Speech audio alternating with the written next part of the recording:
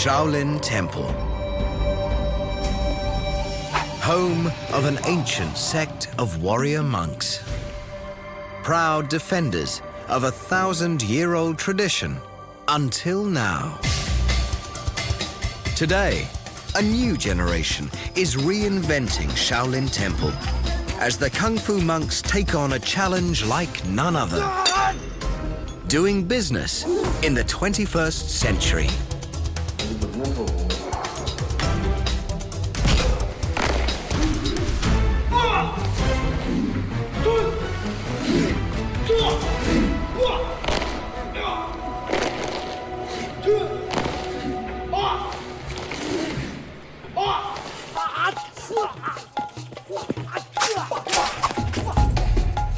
The Kung Fu monks of Shaolin Temple.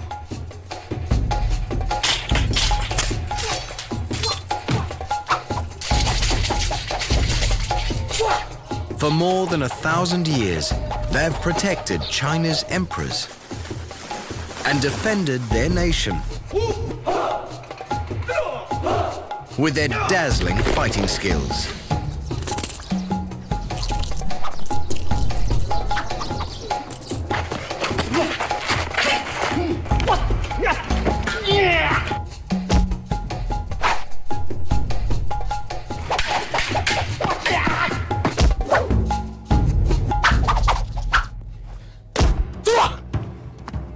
A formidable legacy.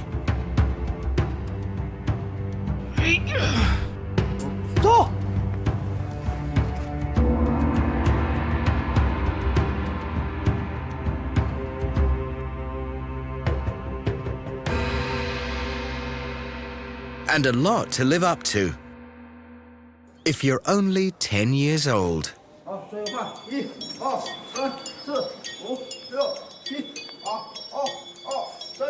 Welcome to boot camp, Shaolin style. 2 hands on the foot. Straighten the body. This is Liu Zhenjiang, one of Shaolin's youngest novice monks. Zhenjiang lived with his parents in Fujian province until he was selected for a place at the temple.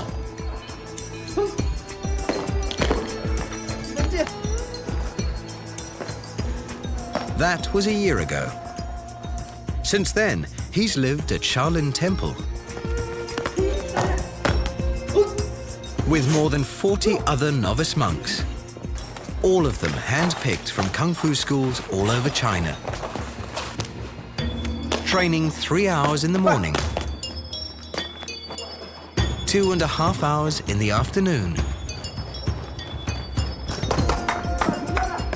365 days a year.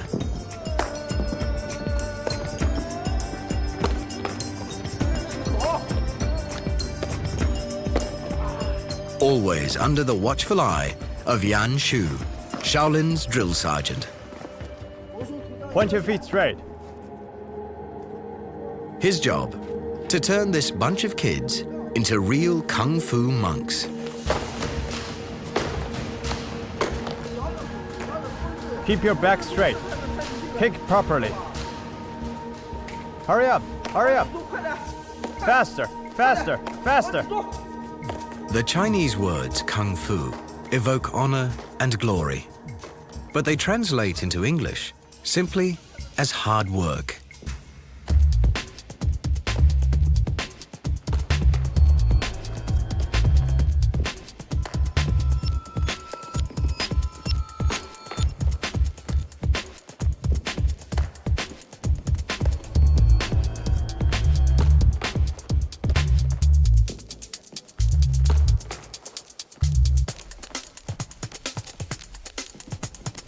It's a punishing regime, even for these boys.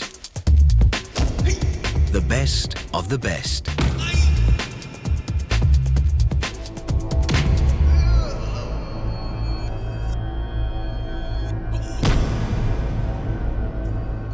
That's why Shaolin calls its novices the hopefuls. Back home, each of these boys was a star. But now, they're all competing with each other. each hoping he'll be one of the few who will eventually get what they've come here for.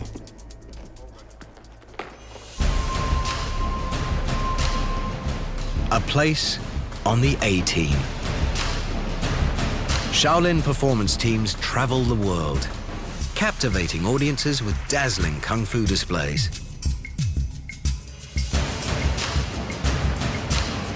It's a ticket out of rural China to a life of stardom. But there's only one way to get there. By coming here. Shaolin Monastery. Nestled in the Songshan Mountains, 846 kilometers southwest of Beijing.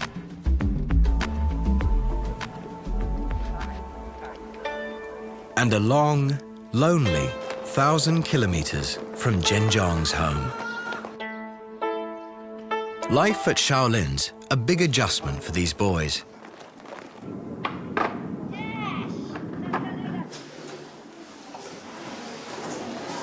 And Zhenjiang's still adjusting. When I first arrived here, I missed my home a lot. I cried every day. After a while, I got used to it. I have a lot of friends in martial art class. They treat me like a little brother. One of Zhenjiang's big brothers at the temple is 18-year-old Zhou Jinbo. He's been here for 6 years and has his own plan to make the traveling team.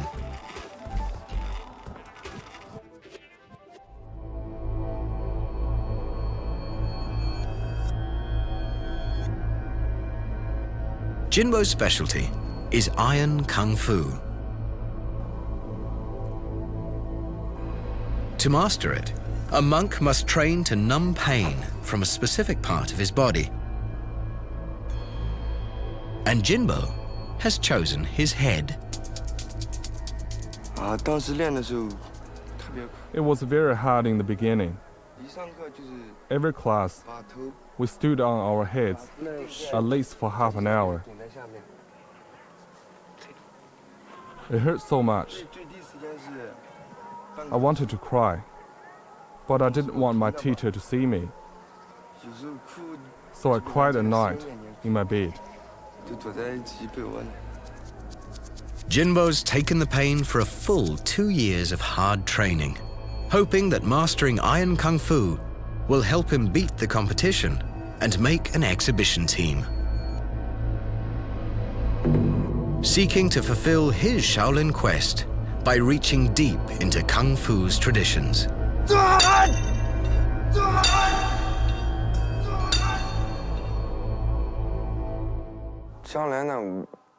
I want to travel around the world and perform, make Shaolin Temple even more famous.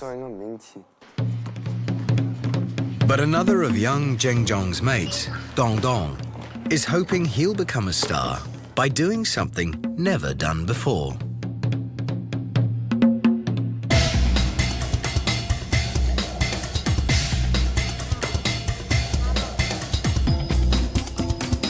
Dong Dong's extraordinary talents have earned him a place in a very special touring team.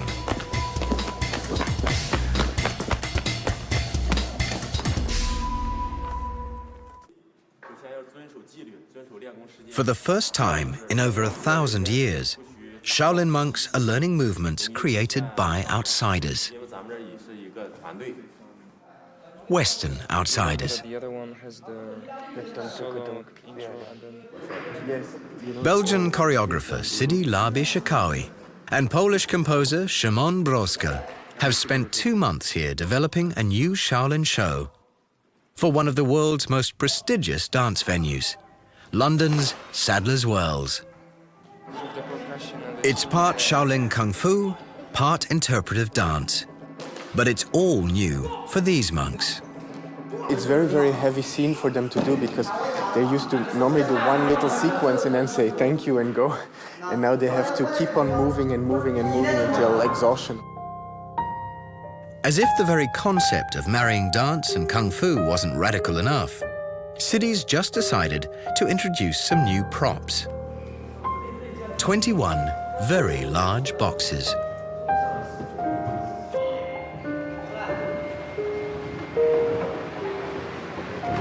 And with 21 boxes, you can create an infinite number of constructions. You could create a temple, you could create a graveyard, you can create a zoo with cages. There's so many ways.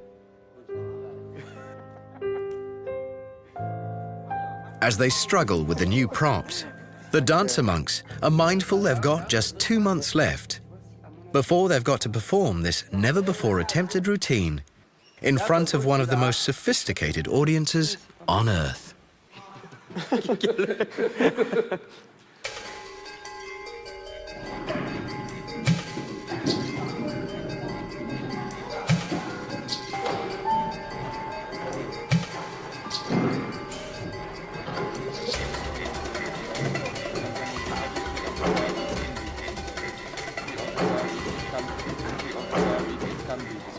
And before they can leave for London, they've got to please an even tougher critic.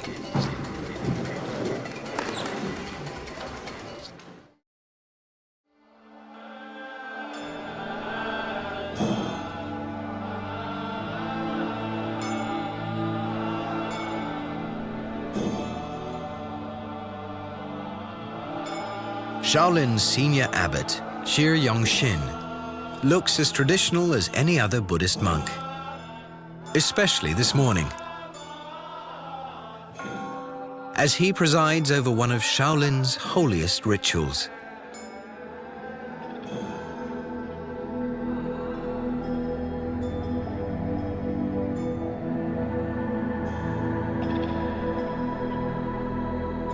Every year in March, Shaolin honors its deceased abbots.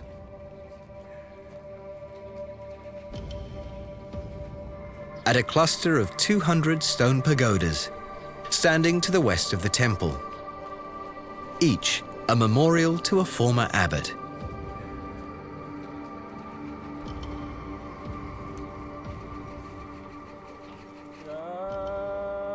Shir Yongshin's predecessor, Shir Shushi, died in 2007.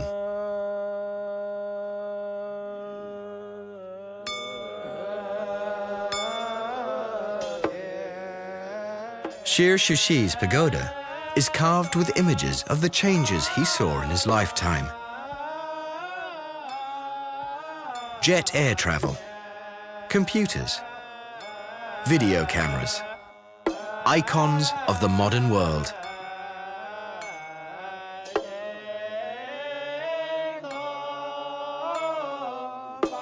But for Shir Yongshin, coping with change is just a routine part of daily life.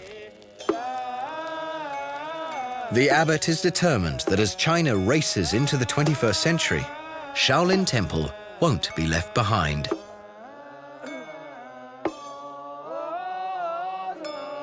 And to make sure that doesn't happen, he's changing Shaolin in some radical new ways.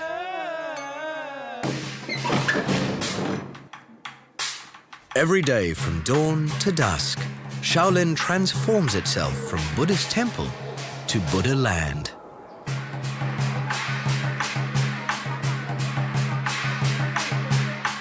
One of China's top tourist destinations.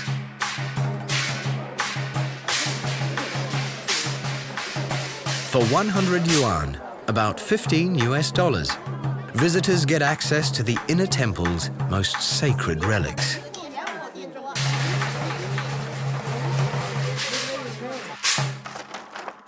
And if they're willing to part with more of their money, they can take home some officially blessed souvenirs.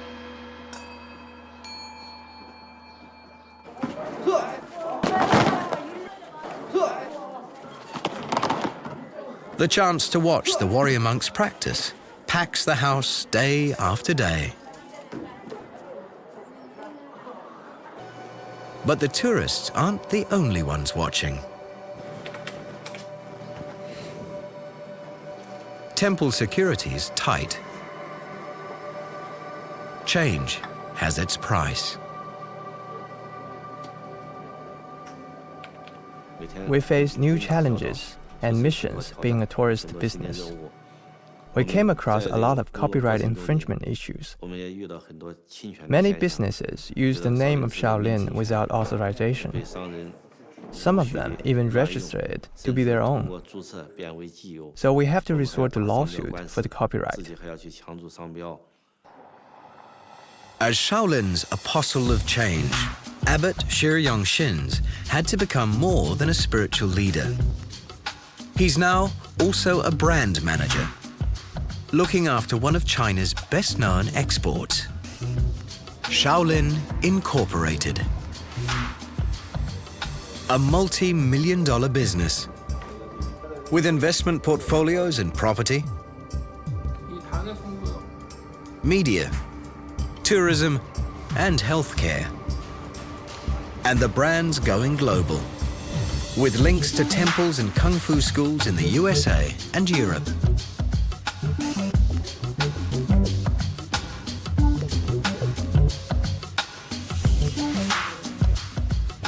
At its corporate headquarters, web designers and a business director take direction from the CEO.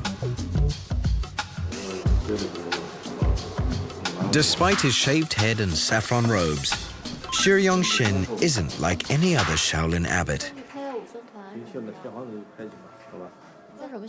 And the new Shaolin's worldwide fame is inspiring praise and criticism, and a lot of imitators. In the neighboring city of Dongfeng, thousands of students support a kung fu economy.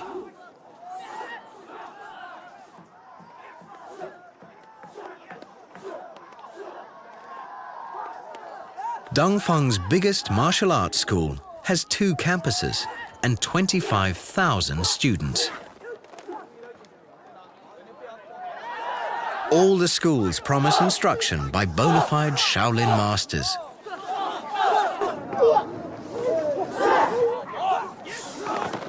The signs out front say Shaolin Temple, but their huge Western-style buildings suggest that something's very different. And it is. These kids are learning Wushu, a highly competitive sport version of Kung Fu. Shaolin monks don't compete, but Wushu students do. They can win trophies, but they're not the real thing.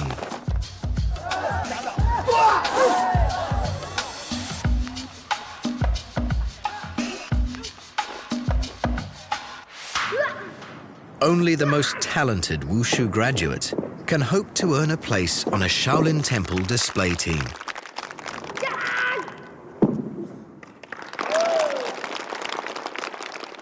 The best most of these thousands can hope for is a job as a security guard or policeman.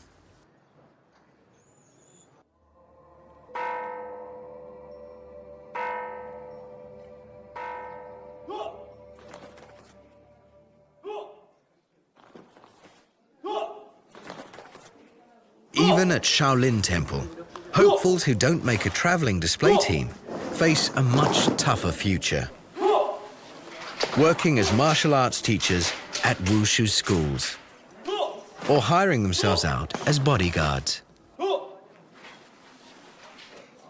Which is why this man's opinion really matters.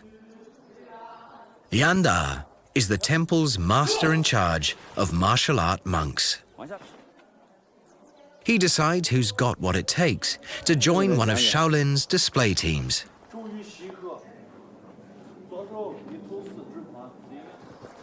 And he's not an easy man to impress. There's a saying in Chinese, good students come from strict teachers. The only way for them to become successful in the future is if we are strict on them. In only a few more days, Yanda and the other senior monks will pick this year's traveling teams.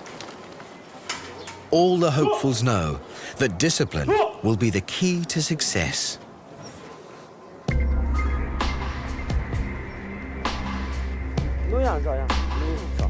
Along with their teacher Yan Shu, Jinbo and his mates never stop practicing the ancient routines they hope will make them stars.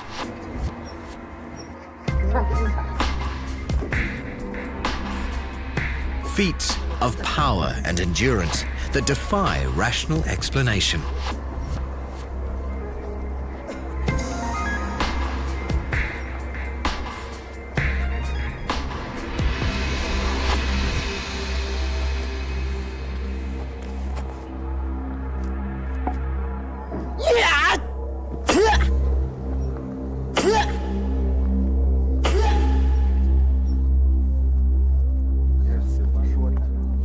The monks can concentrate their body's energy, or qi, into a force so powerful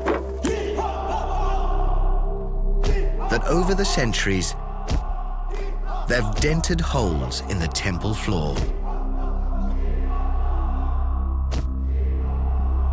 Only a perfect harmony of body and mind can generate that kind of power.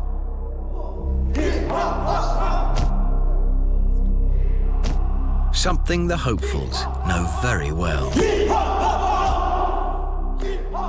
As the big day approaches, they renew their devotion to Shaolin's Buddhist heritage.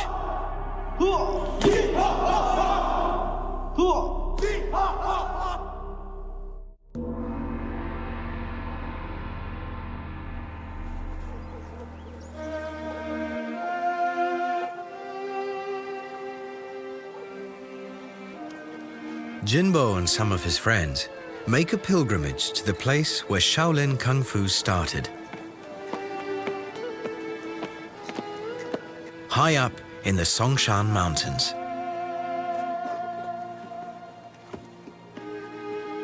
According to legend, a Buddhist monk called Bodhidharma, or Damo, meditated in a cave high above the monastery for 9 years. Developing the world-famous tradition the Chinese call Chan and the Japanese Zen.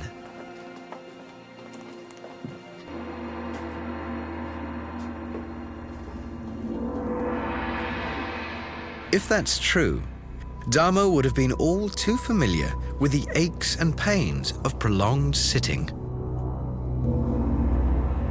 Which is why, the legends say, he invented a set of body movements to help relieve the strain.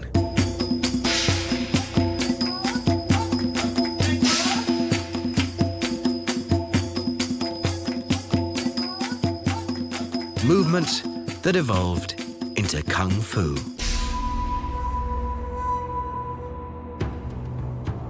Today, Shaolin Kung Fu has over 700 moves. You can't do things like this unless your mind has mastered it.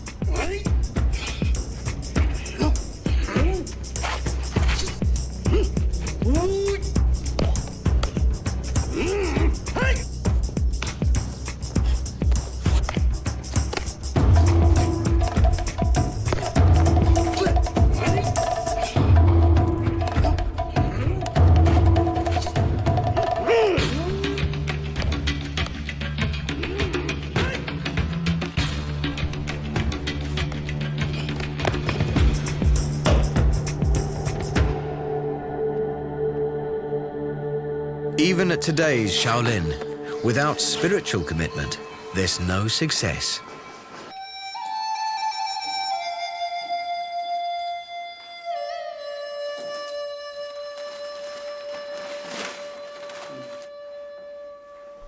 We choose people firstly by their ethics. They have to be able to bear hardships, respect their elders, and they have to be religious. If a monk in Shaolin is not Buddhist, we cannot call him a martial arts monk. Today, Zhenjiang is getting some religious instruction from one of the temple's oldest ordained monks. 60-year-old Shi Young Chans spent most of his life at Shaolin and offers his wisdom to young hopefuls. You study martial arts as well as meditation. You need to integrate Chan into martial arts. What is Chan, teacher? Chain is everywhere. There is chain when you lie, and when you stand, when you walk, and when you sit. It is quite magical and quite meaningful. Zhenjiang listens respectfully and tries his best to practice Chan principles as part of his Kung Fu training. But he and his friends aren't here just to become Buddhist monks. Come on, get him!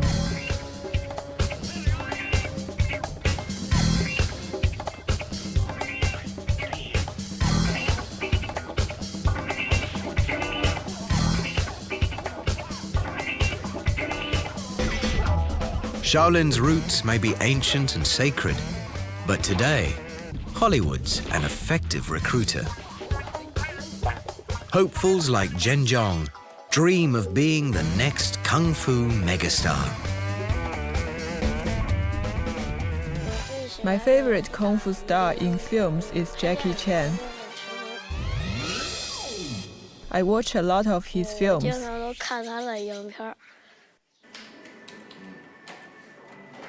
Today, a generation gap separates Shaolin's novices from the older monks.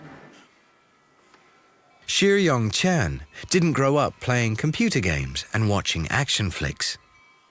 And Zhenjiang cannot imagine what his teacher saw and survived. The wars and upheavals of 20th century China nearly killed Shaolin. For centuries, Kung Fu had been a powerful defense against all enemies. But it was no match for machine guns and artillery. In the 1920s, battling warlords tore China apart, and Shaolin became a casualty of war.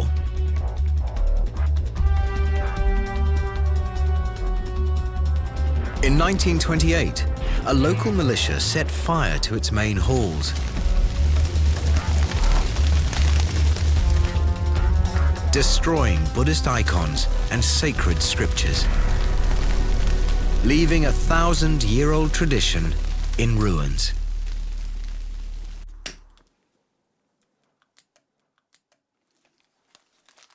When Shiyong Qian began his life as a Shaolin novice, there were only 15 monks left. It was a time he remembers all too well. When I first came here, I worked in the fields. Everything was destroyed. It was a painful time. We all cried.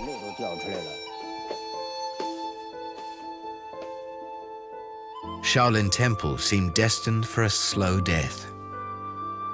And then, in the 1980s, that destiny changed, thanks to two men. One was Chinese leader Deng Xiaoping, who proclaimed that to get rich is glorious, and unleashed China's boundless entrepreneurial energy after decades of Marxist suppression. The other was Jet Li.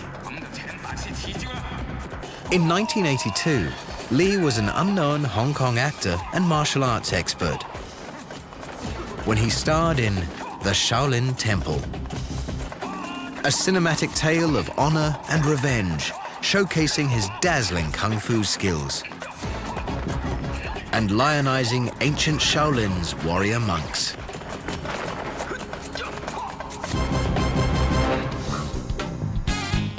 Since the 1980s, China's exploding economy and the worldwide rage for martial arts films have lifted Shaolin out of the ashes and thrust it into the 21st century.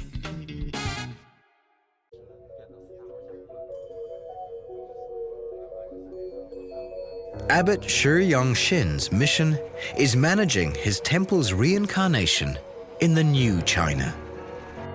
And that's taking him where no Shaolin abbot's gone before.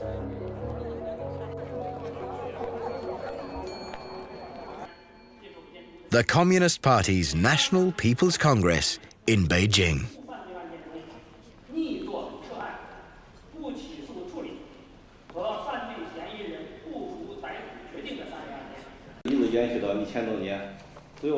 Xu Yongxin's attending as a delegate from Henan province, representing Shaolin's interests in a sea of worldly power.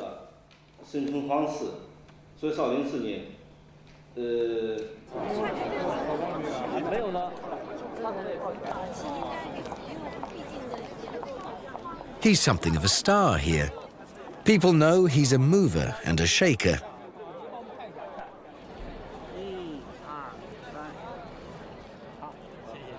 And he's rumored to be one of the country's more influential men. Star power, an open mind, and the government's patronage have all helped Xu Yongxin to resurrect his ancient temple's fame and fortune.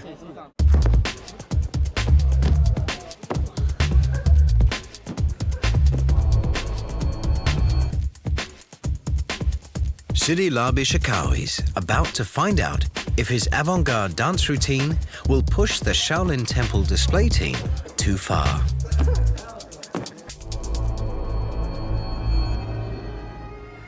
Dong Dong and his fellow monks have been working hard to realize their dream. A standing ovation from an adoring London audience.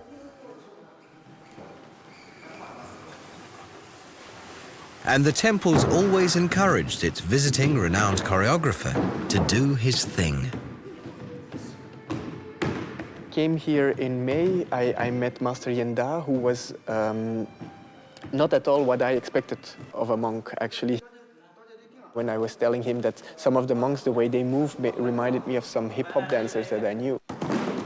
He was like, yeah, but if you want to work with them in a hip-hop manner, go for it. And I was looking at him like, are you joking?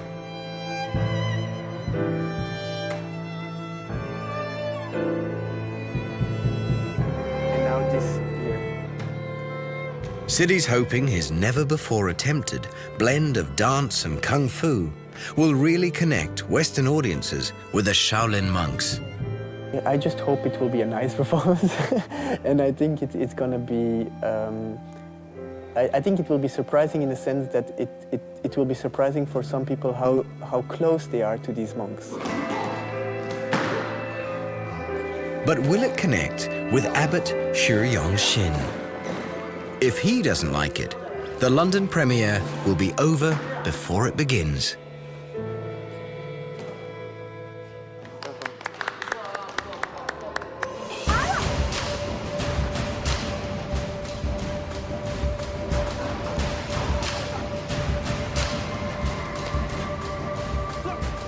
Iron monk Jinbo's pursuing stardom the old-fashioned way. But that doesn't make his quest any easier.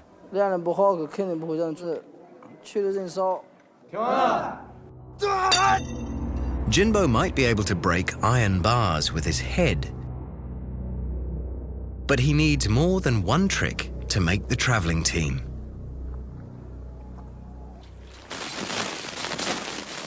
Kung Fu stars must master one of Shaolin's traditional weapons. Staffs, swords or chains.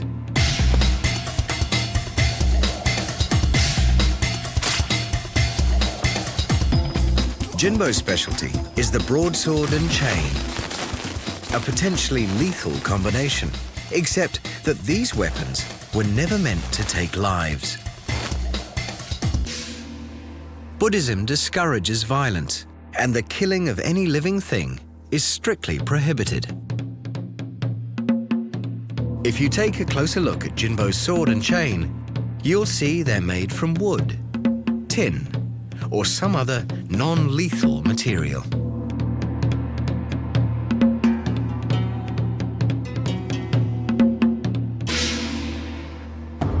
Shaolin's signature weapon is a wooden staff called a bung.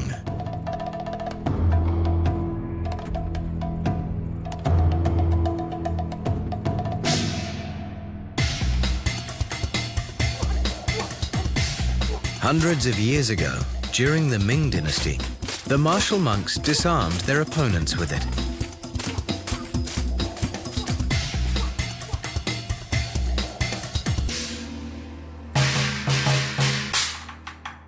In those days, they did plenty of fighting, always with the emperor's permission, against enemies who tried to plunder Shaolin's riches and destroy its political power.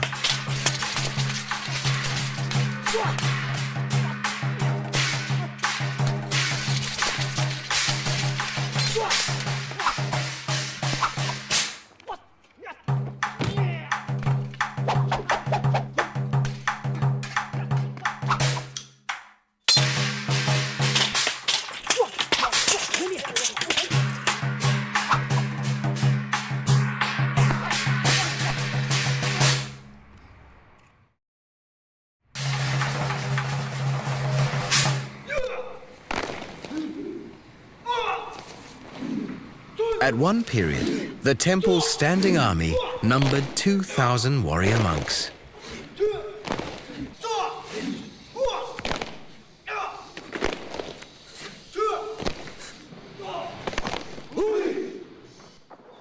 That's why weapon training survives to this day as a prestigious part of a Kung Fu star's performance, and a commemoration of Shaolin's fierce determination to survive.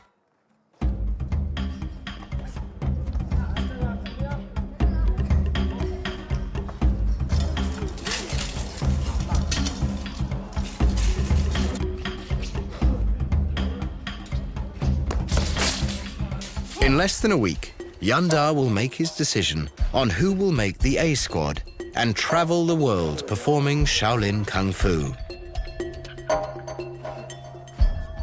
And who will have to go back to basic training. The mind, the breath, and the strength must work together to win.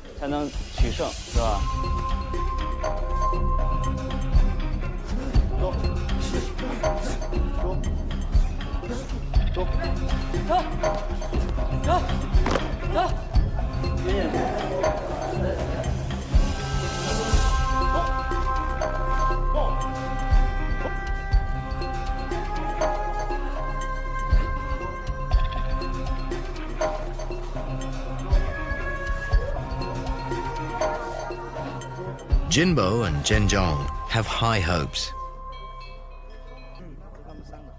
But just days before the big decision, Zhenjiang suffers some seriously bad luck. Teacher, my foot is injured. How did that happen? I fell in a ditch when I was jogging the other day. Does it hurt? Yes. Jinbo, take Luo Zhenjiang to the doctor. The timing couldn't be worse. One word from the doctor could keep Zhenjiang off the display team and cripple his dreams.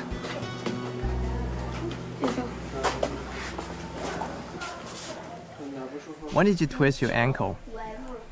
A couple of days ago. Take your shoes off. Let me have a look. It hurts when I walk or run.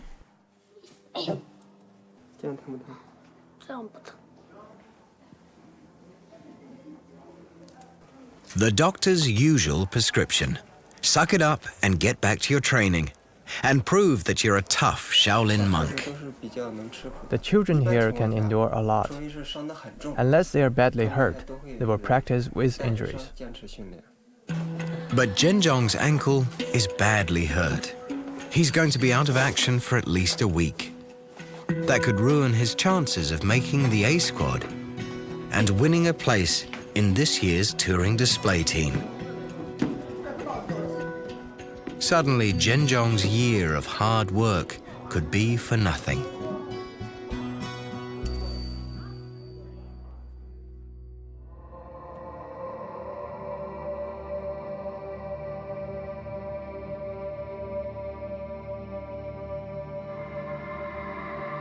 The day of decision begins just like any other.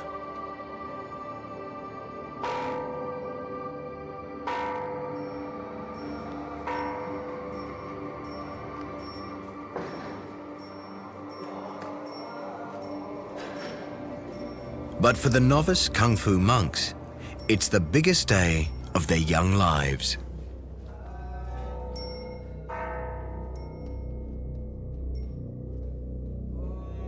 Iron Monk Jinbo is going to need as much sustenance as he can get to prove to Yanda he's ready for selection in the A squad. But Zhen Zhong's going to need more than food to help heal his injury.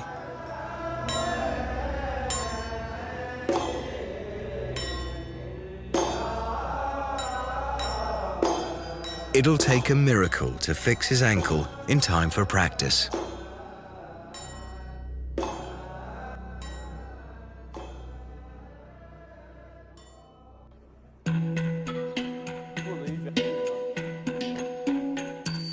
At morning training, Zhen Zhong can only watch as the other hopefuls perform a routine Shaolin monks have practiced for centuries.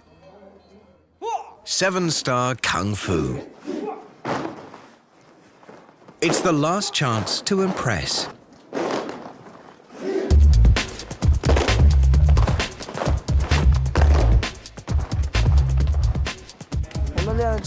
The 7-star routine is a required traditional routine for every monk here. When we perform, we do 7-star routine because it is better looking.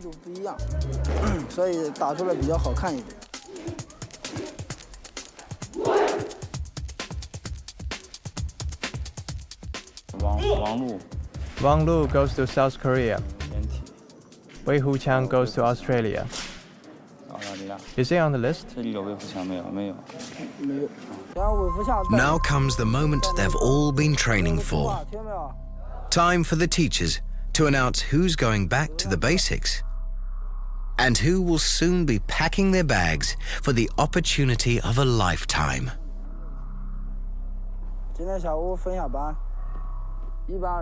This afternoon, we're dividing you into 2 groups.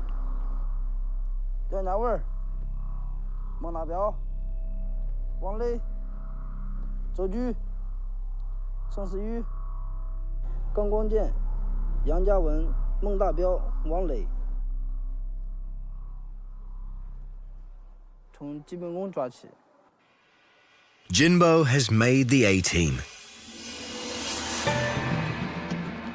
Soon he will realize his dream of traveling and performing around the world, helping make Shaolin even more famous.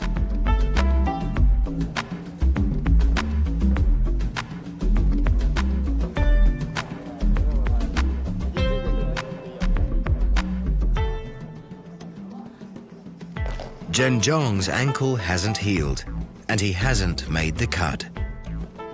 But Yanda and Yang Shu have a special assignment for him. Teaching one of the new recruits.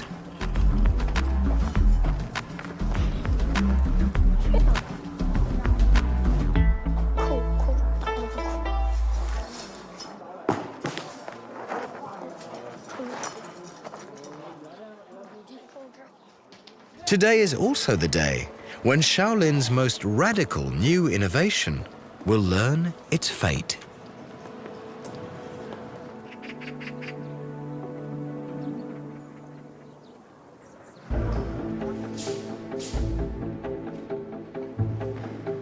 Shaolin's first ever East-West dance collaboration could take the martial monks in a bold new direction.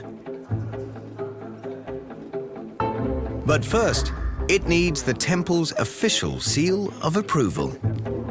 And that means a private performance for Abbot Sri Yongxin. The abbot's just come back from Beijing, and he's asked to see the dancers perform. If he doesn't like what he sees, the rest of the world will never see it. The command performance is only minutes away, and Siddhi's a little anxious. It's kind of a big thing because he hasn't seen anything except some pictures. He's seen some pictures of the performance, of the ideas, but he's never really seen which monks are in it and what they're doing and stuff like that. So I'm very curious to know what he thinks.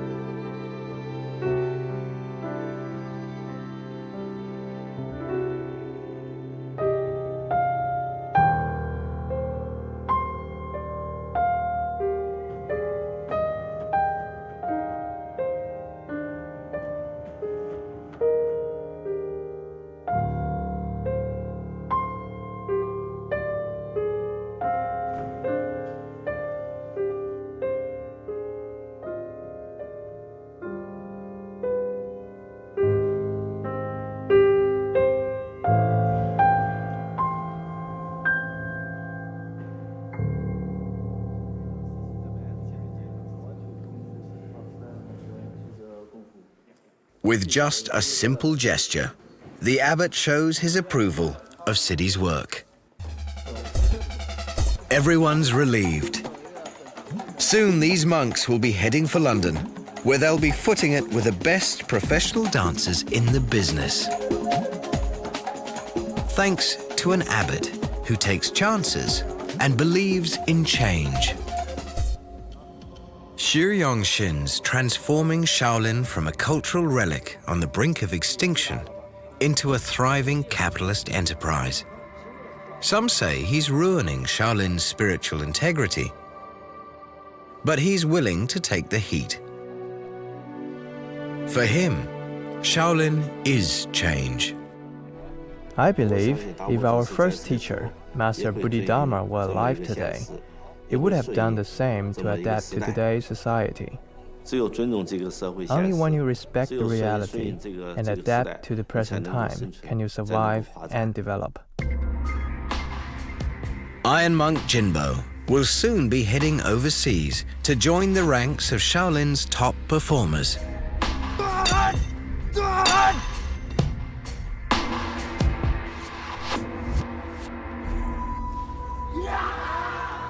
And young Zhenjiang? His foot's healed, and he's finally rejoined his friends as they fight on for positions in future display teams. I think I am not very good at the moment. I will work harder and become better so that I can perform all over the country. Zhenjiang and his classmates may not ever become fully ordained martial monks, but after years of training and meditation in this temple, they will always take a little bit of Shaolin with them.